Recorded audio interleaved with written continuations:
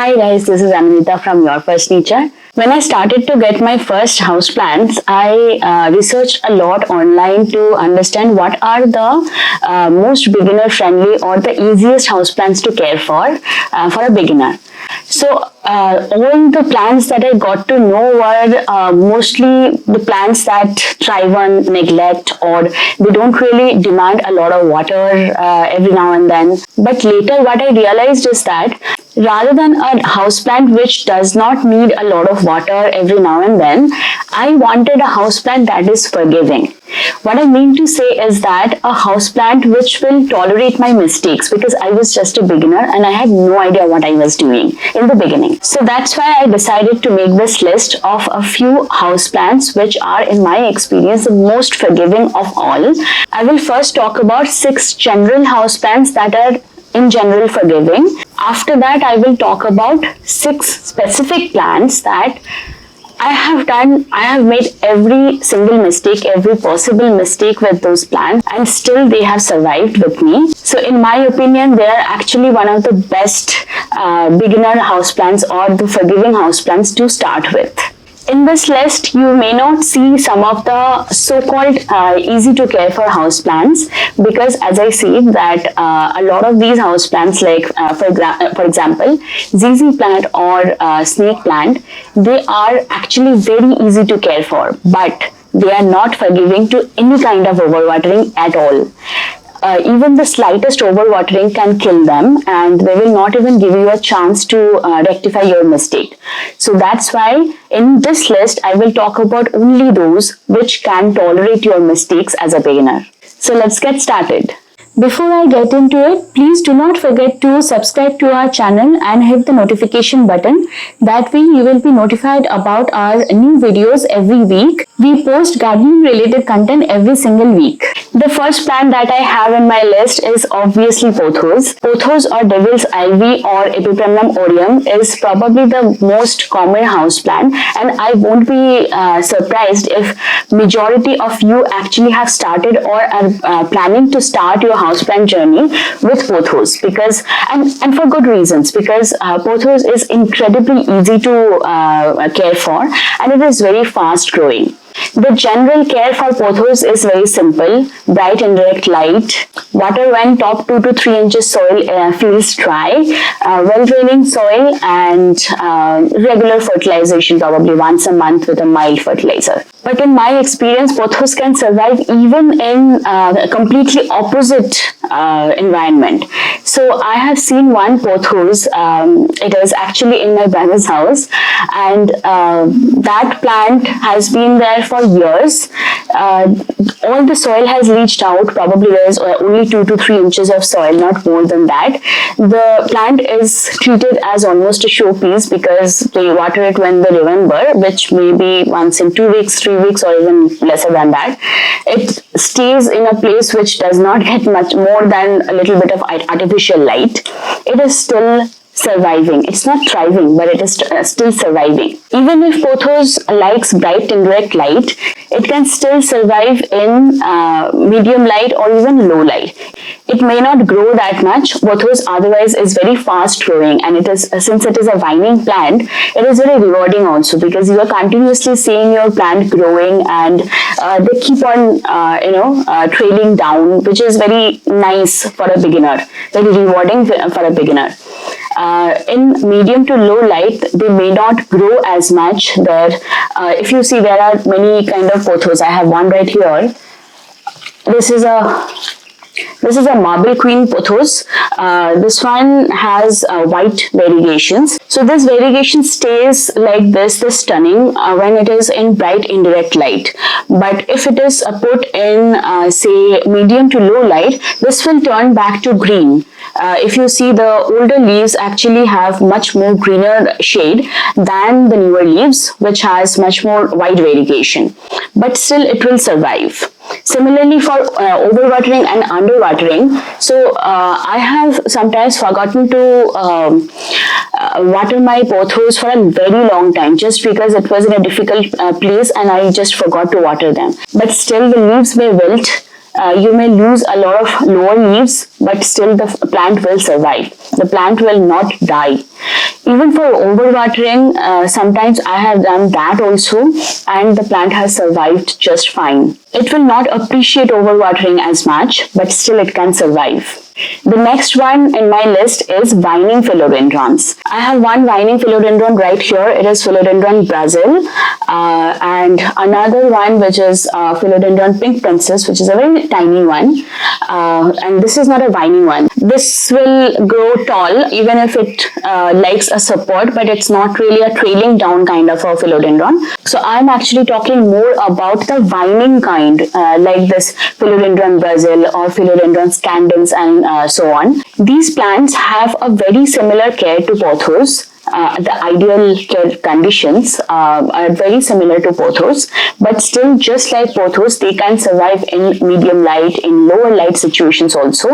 This one actually is in a self-watering pot. I had put it in self-watering pot long back when I was in Mumbai, and now it doesn't need it anymore because I can water it in a regular interval, and it doesn't need a self-watering pot anymore, but still I'm keeping it in that. When it is in a self-watering pot, the soil stays moist for a longer period of time. So the soil getting dry halfway through the pot, that does not happen that frequently in a self-watering pot. But that has never stopped this plant from growing. If you see that I have to keep on cutting this in order to keep this in shape and in the size that I want, and also to make the top bushy. But otherwise, this is thriving even in a self-watering pot with a little bit of overwatering. Sometimes I have forgotten to water this. It has survived just fine. The only thing, just like Pothos, the variegations, if you see now, it is in bright indirect light, so the variegations are pretty stunning. It has a lemon green patch in the middle and the dark green in the borders, and this you will see only when we put this plant in bright indirect light, but otherwise in medium to low light it may turn back to green and it will look exactly same as Philodendron Scandens. The next plant in my list is Syngoniums. All the Syngoniums need a little bit of more water because they don't really have very thick leaves. They have pretty thin leaves, but other than that, their general care conditions are pretty much similar to Pothos or the vining philodendrons. Even if they like a little bit more water, but they are fairly drought tolerant. That means if you don't water or if you forget to water, you will lose a few older leaves, but the plant will survive. And overwatering, since it likes a little bit more water, I don't think I have ever faced any overwatering issue with philodendrons. But soggy soil is not good for any of these plants for a long time. I have put some Syngoniums also in self-watering pot, and they have grown so vigorously. The next one in my list is any kind of Dracaena or cordyline. This is a Dracaena marginata. Dracaena's general care condition is pretty much similar to Pothos, philodendrons and Syngoniums, but they are very much drought tolerant. This particular plant, I have put this in self-watering pot. It has done okay. I have sometimes put it at the back of my shelf and totally forgotten about it. So probably for a month I did not even water this in peak of summer. It still survived. I lost a few lower leaves, but otherwise it survived. It can even survive in medium to low light conditions for fairly reasonable amount of time, even if not forever. Actually, none of these plants can survive in medium to low light forever, but these can actually survive in medium to lower light conditions for a fairly good amount of time. The next one in my list is Aglaonema. So just like any other plant on this list, all the other plants in this list, Aglaonemas also can survive in lower light conditions. They love bright indirect light, but they will survive just fine in lower light conditions also, but you will not see these striking pink or red colors in Aglaonema leaves anymore if you are putting it in medium to low light. But otherwise, a little bit more or less water, you will not really kill the plant by doing that. The next one in my list is Monsteras. So I have a Monstera Peru right here. In my opinion, Monsteras actually are very sensitive to lower light, in the sense that they will not grow at all in lower light conditions, but they will not die, they will still survive. But otherwise, if the soil is pretty well draining, then a little bit more or less water doesn't really kill a Monstera. I have watered my Monsteras once in a week when just the topsoil is feeling a little bit dry, and also sometimes I have totally forgotten and I haven't watered them for 3 weeks and they have just survived. They didn't die on me. Just one trick to keep in mind for all these plants so that they are more forgiving is to get the soil right. So as a beginner, that may again seem like a lot, but what I basically mean to say is that it should not be clayey and it should not be sandy. So it should not drain out all the water from the soil, and it should not hold all the soil. It should not make it completely waterlogged. So a good rule of thumb is that when you are watering a pot of this size, probably within a minute or so, water should start coming out of the bottom holes. If you don't see that happening, maybe your soil is too dense. And if the water is coming out immediately, not even staying for like 30 seconds or so, that means your soil is a little too sandy. So now let's come to the second half of this episode, which is 6 specific plants which in my experience have been extremely forgiving with me. So these are the plants I have made unlimited number of mistakes and they have still survived with me. The first one is this one. This is called a Kitten's Ear Succulent. This is a succulent plant. So when I first bought it, this was one of my first plants, and when I first bought it, I planted it with some other echeverias and sedums, these kind of succulents. They really don't need a lot of water. If they have even the slightest bit more, they will rot. Very quickly they will rot if the light is also not enough, and at that time I didn't have a lot of light. So I used to water that pot probably once in a month, or even lesser than that, probably once in 5-6 weeks. That was too less for this plant. But even if most of the plant died, a little bit, it's a trailing plant and it will keep on creeping on the floor and trailing down and so on. So even if a lot of this plant died, a little bit survived. So later when I gained a little bit more experience, I understood that this plant is not meant for that pot.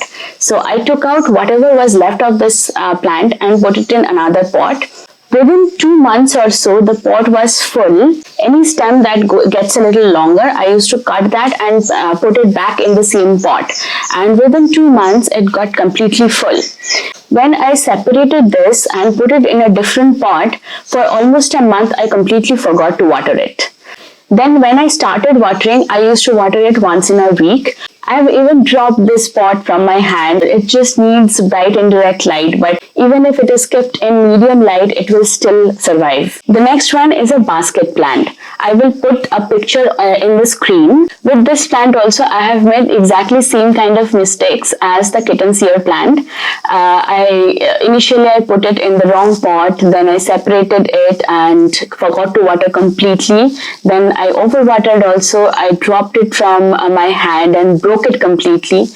But it has survived through everything, all of these problems. The next one in my list is Devil's Backbone. Even if it is considered to be a kind of succulent, this is actually a desert plant. So it can survive with very little water and almost in full sun, in hot summer sun also. But I have kept it in low light for a long time. It was getting leggy. It lost a lot of lower leaves, but it didn't die. I have even overwatered it a little bit, but unlike other succulents, it did not die on me. When it is underwatered or overwatered, sometimes it will shed a lot of leaves. That's the only thing. But the moment you make the conditions a little more favorable, it will start getting more leaves again. The next 3 plants on my list, they have done well through a lot of my mistakes, but I know there is one thing that went well because of which these plants have survived, and I will come to that in the end. One is this Dischidia Geri. So this one also has forgiven me for all types of mistakes. I have forgotten it, not watered, overwatered, done a lot of different things. I have, by mistake, I have dropped it and broke everything, all the vines from this, but still it has survived in all types of lighting conditions. Now it is getting almost very bright indirect light, but I have also kept it in a bathroom for a long time, which did not have any window, so there was no natural light at all, but it has still survived. The next one is Ponytail palm. Ponytail palm is also extremely easy to care for because it doesn't need anything. It loves bright light. Even direct light is actually good for it, but just in case you don't put it in bright indirect light, it will still survive. I have put it in medium light, it has survived. Now it is in direct light, it still survives. It may not be that forgiving to a lot of overwatering, but a little bit of overwatering here and there, it has forgiven me for that. Underwatering, absolutely no problem, because Ponytail palm actually has a lot of water storage in their trunks because the trunk is very thick. So if you underwater, the trunk will shrink. It will get back to its original shape and size once you water. The next one in my list is Agave. I have kept many different types of agaves over the years, and all of them have appeared to be very easy to care for me. Agaves are actually desert plants. They grow naturally in my area also, in almost direct sunlight with almost no water. They have a lot of water storage in their leaves, so the leaves are actually very, very thick. But in my house, I have kept my agaves in a medium light situation at some point of time. Right now, my agaves are in almost direct sunlight and they are thriving. In medium light, they were not growing at all, but they did not die. They may not be that tolerant to overwatering because, as I say, these are desert plants. So in medium light conditions, I used to water it probably once in 1.5 months or 1 month. But otherwise, unless that overwatering kills, agaves are also pretty much forgiving to a lot of different types of conditions. The only thing is that none of them are actually tolerant to overwatering, because all these have kind of thick leaves or thick trunks or something, and they have some kind of water storage. But the reason why they have survived and they have been so forgiving with me is probably the fact that I got their substrate right. So for example, Dischidia Geri is an epiphyte. It naturally grows on tree bark. It does not grow in soil. So my Dischidia Geri is actually planted in small pieces of coconut husk or tree bark. So that kind of substrate will never get soggy. There is absolutely no chance it will get soggy. So it will always just let the water flow through the substrate. So what happens is that even if I overwater a little bit, it will get moist, which is good for the plant, but it will not get soggy and it will not kill the plant. Similarly for agave and ponytail palm also, I have put them in very well draining soil. So even if sometimes I water them a little bit more, the water will just flow through and it will not kill the plant. It will not make the substrate soggy and it will not kill the plant. Just a little bit of research can help you get the substrate right. And with the right soil, they will be pretty forgiving to your mistakes. So that's all for today. Please let me know what you think about my list, and also let me know if you have any other plant that you think is very forgiving to a beginner's mistakes. Let me know in the comment section down below. I hope you try some of these plants or maybe even all of them and you get great success in your garden. If you find our videos useful, please hit the like button and share with your friends and family. And also do not forget to subscribe to this channel and hit the notification button so that you are notified about our new videos every week. I will see you again next week with another brand new episode. Until then, take care. Bye-bye.